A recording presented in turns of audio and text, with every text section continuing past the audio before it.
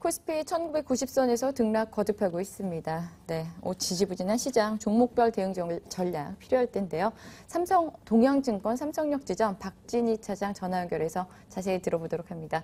차장님 안녕하십니까? 네, 안녕하세요. 네, 오늘장 어떻게 보십니까? 오늘장도 역시 그동안의 흐름처럼 연기금의 개입이 시장의 분위기를 좀 바꿔놓고 있는 그런 모습 보실 수가 있을 것 같은데요. 장 초반에는 외국인들의 선물 매도든지 이런 부분들로 인해서 시장이 좀 등락이 있었습니다만은 오히려 급락 이후에 화학주들 쪽으로 매기가 쏠리면서 화학주들이 전체적으로 좀 강해졌고요.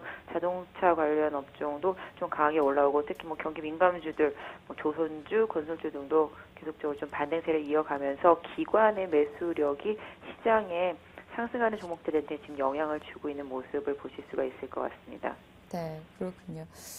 현대차 같은 경우에는 연비 논란도 있었고 그동안의 원화 강세에 따른 실적 부진 이런 우려도 있었는데 오늘 좀 상승하고 있고 또 견조한 흐름 보이고 있는데요. 자동차주 어떻게 보시나요? 개인적으로는 자동차주들 긍정적으로 보고 있지는 않습니다. 원화 강세라든지 최근에 판매 부진 이런 부분들 그런 부분들이 계속적으로 좀 영향을 주고 있는 상태인데요. 그럼에도 불구하고 최근에 많이 상승한 가장 큰 이유는 많이 빠졌다라는 것이 네. 가장 큰 이유가 되지 않을까 싶습니다. 그래서 기아차라든지 그 외에 현대차 그룹 내에 있는 부품업체들 이런 부분들이 좀 최근에 시가총액 상위 종목으로서 좀 부각이 되면서 삼성전자와 하이닉스의 약세를 좀 막아주는 그런 역할을 해주고 있습니다. 네. LIG 손해보험이 매각 앞두고 조금 소폭 오름세를 보이고 있는데 사실은 올해 초부터 계속 주가는 하락세를 보이고 있거든요. LIG 손해보험 보유하신 분들 어떻게 이제 전략 세우면 될까요? 개인적으로는 일단 보험주들이 전체적으로 분위기가 많이 좋지 않습니다. 네.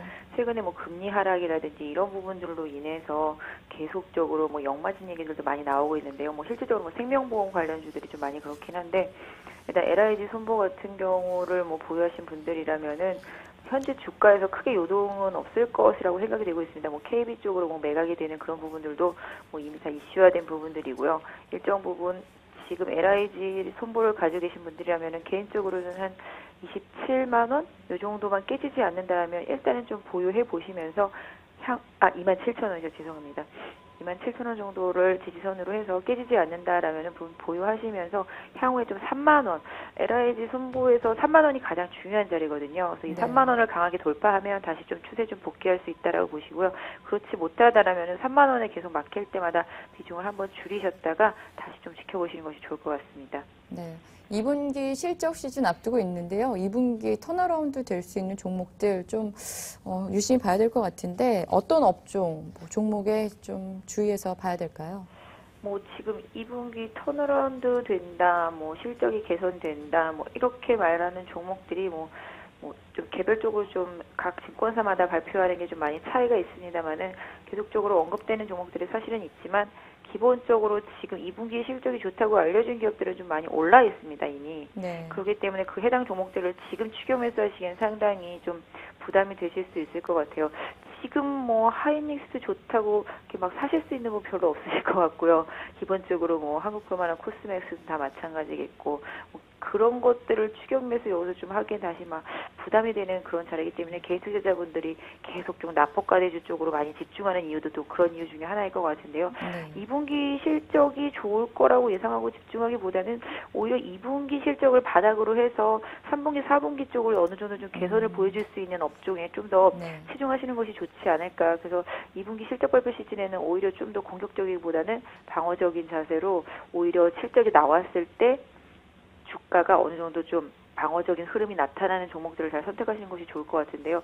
요새 최근에 보시면 아시겠지만 증권사 리포트가 나오면 그 리포트에 따라서 등락이 상당히 심하거든요. 그래서 리포트가 좋다 그러면 급등, 나쁘다 그러면 급락 이런 상황인데 최근에 그게 워낙 많이 오래되다 보니까 일정 부분 내성이 생기는 종목들도 많이 생기고 있어요.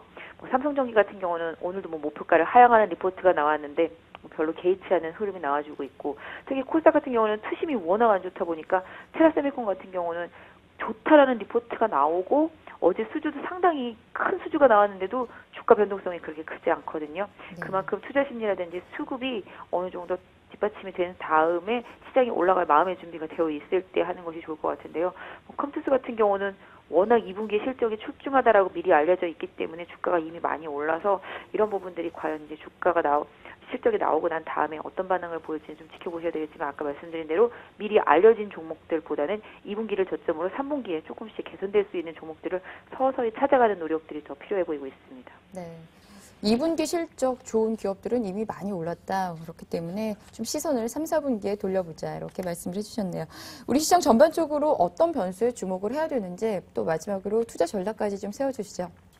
네, 지금 뭐 우리 시장의 가장 큰 변수라면은 해외발 흐름이 되겠습니다. 뭐 미국 시장, 뭐 유럽 시장 좋을 때도 하나도 못 가는데 오히려 뭐 해외 시장 같은 경우 금리 인상 시기가 앞당겨질 수 있다라는 우려감 때문에 최근 조금 조정이 되는 있는 그런 모습이거든요. 기본적으로 국내는 수출도 지금 원화 강세 때문에 안 돼서 대기업들이 기본적으로 주가가 많이 약한 상태인데 내수도 상당히 부진을 겪고 있는 상태거든요.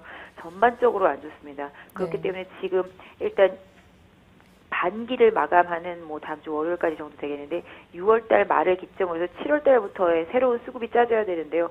그런 부분들을 본다라면은 지금 여러분들이 좀 투자 지표로도 삼기가 여러 가지 면에서 상당히 좀 불리한 시장이거든요. 그렇다 보니까 뭐 단순히 일희일비하면서 외국인과 기관의 수급에 따라서 하루 좋았다, 하루 나빴다 이런 조울증 걸린 것 같은 그런 장세가 계속 이어지고 있는 상태인데 기본적으로 본다라면은 그래도 최근의 흐름에서 보면 코스닥보다는 거래소 쪽으로 흐름이 넘어와 있고 거래소 쪽에서도 그동안 부진했던 거의 한 3년 동안 흘러내렸던 민감주 섹터들이 어느 정도 좀 회복하고 있다는 측면에서 본다라면은 뭐 전략적인 초점을 기관이 선호하는 종목 쪽에 좀 맞춰주시고 전체적인 큰 그림에서는 뭐 외국인들의 방향성을 좀 더 지켜보시는 게 맞지 않을까. 그래서 뭐 섹터를 나눠드린다라면은 그럼에도 불구하고 좀 화학 섹터라든지 뭐 철강 섹터 이런 섹터들이 조금씩 개선되는 흐름에 나타나고 있다는 점, 그 다음에 IT 중형주 중에서는 뭐 하이닉스를 제외하고 나머지 그동안 좀 안 좋았던 부분들이 좀 올라오는 쪽, 이런 쪽에 단기적으로 좀 초점을 맞춰주시고, 코스닥은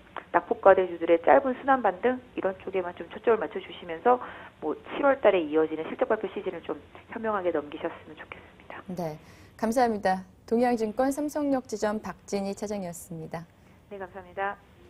이 시간 뉴스룸에서는 어떤 이야기 오고 가는지 살펴보고요. 네.